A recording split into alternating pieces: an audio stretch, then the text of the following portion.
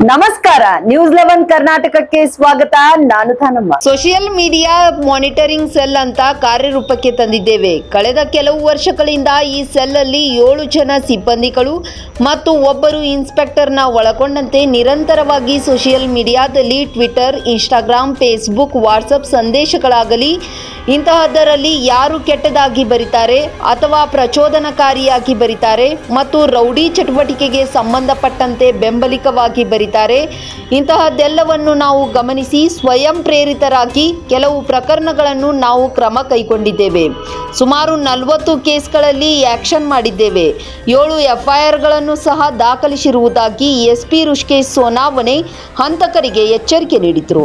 ವಿಜಯಪುರ ಜಿಲ್ಲೆಯಾದ್ಯಂತ ನಮ್ಮಲ್ಲಿ ಪೊಲೀಸ್ ಇಲಾಖೆ ವತಿಯಿಂದ ಸೋಷಿಯಲ್ ಮೀಡಿಯಾ ಮಾನಿಟರಿಂಗ್ ಸೆಲ್ ಅಂತ ಒಂದು ಕಾರ್ಯರೂಪಕ್ಕೆ ನಾವು ತಂದಿದ್ದೀವಿ. ಕಳೆದ ಕೆಲವು ವರ್ಷಗಳಿಂದ ಈ ಸೆಲ್ಲಲ್ಲಿ ಭಾಳಷ್ಟು ಸಿಬ್ಬಂದಿಗಳು, 7 ಜನ ಸಿಬ್ಬಂದಿಗಳು ಮತ್ತು ಒಬ್ಬರು ಇನ್ಸ್ಪೆಕ್ಟರ್, ಎಷ್ಟು ಜನ ಒಳಗೊಂಡಂತೆ ಒಂದು ನಿರಂತರವಾಗಿ ನಾವು ಸೋಷಿಯಲ್ ಮೀಡಿಯಾದಲ್ಲಿ ಟ್ವಿಟರ್ ಆಗಲಿ, ಫೇಸ್ಬುಕ್ ಆಗಲಿ, ಇನ್ಸ್ಟಾಗ್ರಾಮ್ ಆಗಲಿ, ವಾಟ್ಸಪ್ ಸಂದೇಶಗಳು ಆಗಲಿ ಇಂಥದ್ರಲ್ಲಿ ಯಾರು ಕೆಟ್ಟದಾಗಿ ಬರೀತಾರೆ ಅಥವಾ ಪ್ರಚೋದನಕಾರಿಯಾಗಿ ಬರೀತಾನೆ ಅಥವಾ ಯಾವುದೋ ಒಂದು ರೌಡಿ ಚಟುವಟಿಕೆ ಸಂಬಂಧಪಟ್ಟಂತೆ ಬೆಂಬಲ ಕೊಟ್ಟು ಆ ರೀತಿ ಬರೀತಾನೆ ಅಥವಾ ಆರ್ಮ್ಸ್ ಡಿಸ್ಪ್ಲೇ ಮಾಡೋದು, ಬಂದೂಕೆಲ್ಲ ತೊಗೊಂಡು ಗಾಳಿಯಲ್ಲಿ ಫೈರ್ ಮಾಡೋಂಥ ವಿಡಿಯೋ ಅಂತ ಎಲ್ಲದನ್ನು ನಾವು ಗಮನಿಸಿ ಸ್ವಯಂ ಪ್ರೇರಿತವಾಗಿ ಕೆಲವು ಪ್ರಕರಣಗಳಲ್ಲಿ ನಾವು ಆ್ಯಕ್ಷನ್ ಮಾಡಿದ್ದೀವಿ.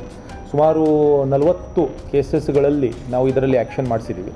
ಕೆಲವು ಕೇಸಸ್ಗಳಲ್ಲಿ FIR ಸಹ ಕನ್ವರ್ಟ್ ಆಗಿದೆ. ಒಟ್ಟು ಈ ವರ್ಷದಲ್ಲಿ ಇಲ್ಲಿವರೆಗೂ ನಾವು 7 FIR ಸಹ ದಾಖಲು ಮಾಡಿದ್ದೀವಿ.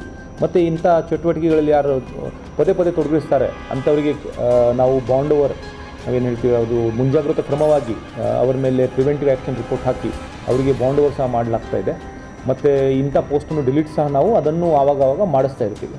ಸೊ ವಿಶೇಷವಾಗಿ ಗುಂಡಾ ಪ್ರವೃತ್ತಿ ವ್ಯಕ್ತಿಗಳನ್ನು ನಾವು ಕೆಲವೊಮ್ಮೆ ಈಗ ಆ್ಯಂಟಿ ರೌಡಿ ಶೀಟರ್ಸ್, ಇದರಲ್ಲಿ ರೌಡಿ ಶೀಟರ್ ಮೇಲೆ ಒಂದು ಕ್ರಮ ಜರುಗಿಸ್ತಾ ಇದ್ದೇವೆ. ವಿಜಯಪುರ ಸಿಟಿಯಲ್ಲಿ ವಿಶೇಷವಾಗಿ ಒಂದು ಮರ್ಡರ್ ಕೇಸಲ್ಲಿ ಸಹ ಒಬ್ಬ ರೌಡಿ ಶೀಟರನ್ನು ನಾವು ಅರೆಸ್ಟ್ ಮಾಡಿದ್ದೀವಿ.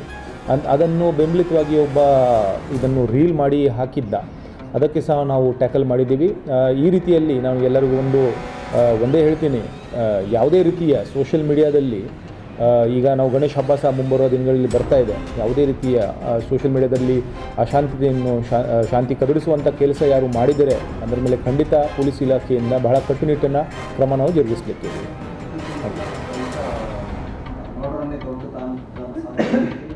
ನೋಡಿ, ಯಾರೇ ಆಗಲಿ ಯಾವುದು ಕ್ರೈಮ್ ಇದೆ, ಆ ಕ್ರೈಮ್ ಅಥವಾ ಕ್ರಿಮಿನಲ್ ಅದನ್ನು ಸಪೋರ್ಟಿವ್ ಆಗಿ ಯಾರು ಬರೀತಾ ಇದ್ದಲ್ಲಿ ಅವನು ಸಹ ಆ ಚಟುವಟಿಕೆಗಳಿಗೆ, ಅಪರಾಧಕ್ಕೆ ಬೆಂಬಲ ಕೊಟ್ಟಂಗೆ ಅದನ್ನು ಅದೇ ರೀತಿ ಟ್ರೀಟ್ ಮಾಡ್ತೀವಿ.